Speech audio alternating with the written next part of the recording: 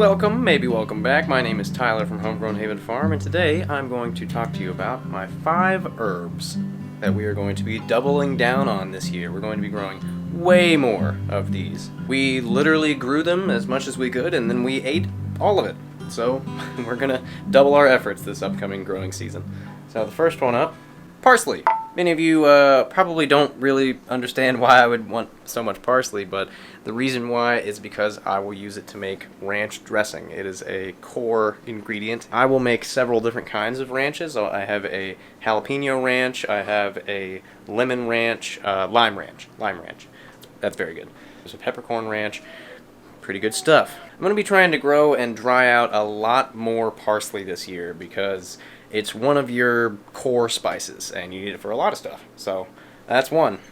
Next up on my list of herbs is rosemary. The reason why this is on the list is we just didn't really get a chance to grow rosemary correctly this past year. If you know anything about rosemary, it does not like being near other herbs. It likes doing its own thing. So we're going to be trying again with rosemary, trying to double our efforts on that. Really just trying to figure it out more. Because I love rosemary. Everybody loves rosemary. Rosemary's cool. Next up on the list is a very important one, and that is dried bunching onions, or just green onions in general. We probably grew like more of these than any of the other herbs, and we ran through them faster than anything. I know it sounds kind of gross, like we're just eating all the onions, but I'm using them for making sauces and other ingredients. I mean, it's an onion. It's onions. You use them for all kinds of stuff. We are definitely going to be growing a lot more green onion. And why wouldn't we? That's an easy one to grow. They love our garden. They grow like a weed, so we're going to be growing some more of those. My next herb on this list is actually a few herbs, and that is mixed basil. That's a little bit vague. The basil types I'm talking about are lemon and lime basil, and then just a regular basil.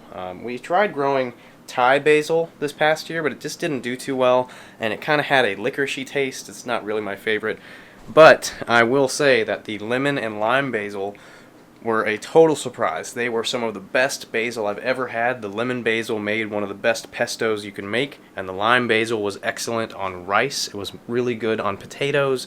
Holy crap, that was good. We have this jar, and it's filled with all kinds of mixed basil. I mostly got that for marinara sauce, and we haven't really done anything with marinara sauce yet. We're going to be coming back to separating our basil types because they are delicious. And my last choice for thing I'm going to be growing more of this year is not actually an herb. It is a pepper. These are our Serrano peppers. They are very similar to jalapenos in flavor and heat. A lot of people are going to argue with that, but I think that they're almost identical. The only difference I can really find in the plants is that the Serranos are way more prolific than the jalapenos. At least in our garden, we got maybe 10 times the amount of Serranos than we did jalapenos. And that was pretty significant.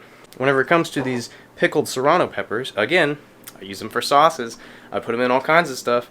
That's why they're almost gone. We're going to be growing the Serranos, the basil, the onion, the parsley, the rosemary, the monkey, the baby. What? But that's going to wrap up another one for me. I am Tyler from Homegrown Haven Farm, reminding you, as always, don't give up. Keep growing. And I'll see you guys next time.